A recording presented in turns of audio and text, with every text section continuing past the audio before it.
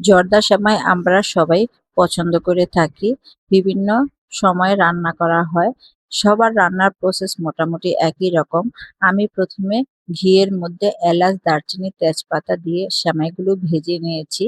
তারপর সেমাই সিদ্ধ হওয়ার জন্য পরিমাণ মতো পানি দিয়েছি। তারপর দিয়েছি চিনি। একটু শুকনা, শুকনা হওয়ার পরে দেখলাম আরেকটু ঘি লাগবে। একটু ঘি এড করে দিলাম। সেমাইয়ের সাথে দেওয়ার জন্য আমি কিছু বাদাম ও কিশমিশ নিয়েছি। এগুলো আমি কেটে নিব। তারপর ফ্রাই প্যানে ঘি গরম করে সবগুলো বাদাম ও কিশমিশ অল্প আঁচে লাল লাল করে ভেজে নেব।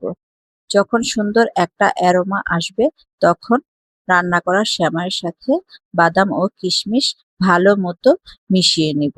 যখন মেশানো হয়ে যাবে তার সাথে আমি একটা এক্সট্রা উপকরণ যোগ করব। সেটা হচ্ছে গুঁড়া দুধ। এই গুঁড়া দুধটা দিলে সেমাইয়ের স্বাদ অনেক গুণ বেড়ে যায়। সেমাইয়ের মধ্যে একটা অন্যরকম টেস্ট পাওয়া যায়। ভালো মতো যখন মেশানো হয়ে যাবে তারপর আমরা ঠান্ডা হওয়ার জন্য অপেক্ষা করব। দেখুন ঠান্ডা হওয়ার পরে কতটা ঝরঝরে হয়ে গেছে। এরই মধ্যে আমি একটু টেস্ট করে দেখলাম।